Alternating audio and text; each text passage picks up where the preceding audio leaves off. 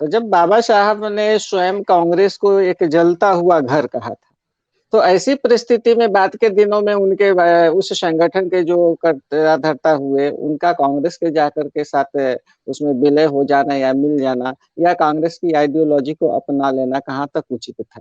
देखिए, अगर आइडियोलॉजी की बात करें तो कांग्रेस की आइडियोलॉजी कहने के लिए जो अगर ऑन पेपर बात करें, ऑन पेपर तो वो संविधान की बात करते हैं, संविधान के बिल्कुल। सारे मूल्यों को मानते हैं और बाबा साहब का ही लिखा हुआ संविधान है। तो आइडियोलॉजी के आधार पर तो कोई गलत चीज नहीं है, लेकिन वहां पर प्रभुत्व तो उसी समाज का है, ब्राह्मण समाज का, जिसके खिलाफ बाबा साहब लगातार संघर्ष करते रहे।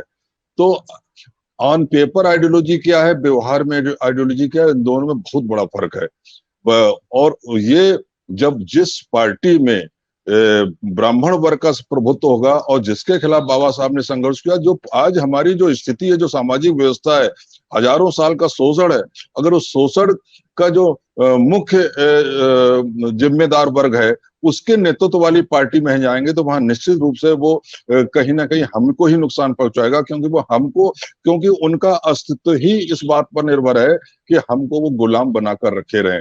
अगर हम जितना जागृत होंगे, निश्चित रूप से अगर एससी समाज जागृत होता है तो वो ओबीसी समाज को भी जागृत करेगा। एससी ओबीसी अगर मिल जाते हैं और मुस्लिम मिल जाता है तो वो ऐसी पार्टियों का जिसमें कि सवर्ण समाज अपनी ठेकेदारी समझ रहा है तो निश्चित रूप से उनका पतन होगा। तो ऐसी पार्टियां हमेशा ये चाहती हैं कि एससी ओबीसी और मुस्लिम समाज के जो प्रतिनिधित्व देने वाली संविधान के आधारभूत मूल्यों में विश्वास करने वाली पार्टियां कमजोर रहे, उठकर आगे ना आए।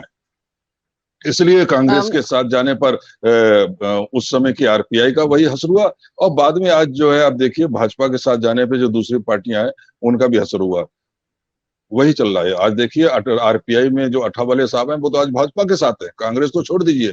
कांग्रेस तो एक छुपी हुई थी जो खुलकर जो मनु स्मृति का समर्थन करती है, जिसने मनु की मूर्ति राजस्थान हाईकोर्ट में लगवाई और आज भी उनका बस चले। और अगर तो वो आज ही जो है भारतीय संविधान खत्म करते हैं, वो तो इंतजार कर रहे हैं। 1914 से लेकर 19 तक उन्होंने उतना खतरनाक काम नहीं किया। जब दोबारा लोकसभा इलेक्शन जीतकर और बड़ी ताकत के रूप में सामने आए तब उन्होंने जितना जो है बहुजन आंदोलन को नुकसान पहुंचाने का काम किया है। और अगर वो 1924 में दोबारा जाते हैं तो ये संविधान समझ लीजिए खत्म सा हो जाएगा। अगर रहेगा भी तो उसको पूरी तरह तोड़ मरोड़ देंगे। आज ही उन्होंने उसको निष्प्रभावी कर दिया, हम सोच सकते हैं 1924 के बाद क्या होगा। और ऐसे में आरपीए का एक बड़ा गुट जो है उनके साथ बैठा हुआ है।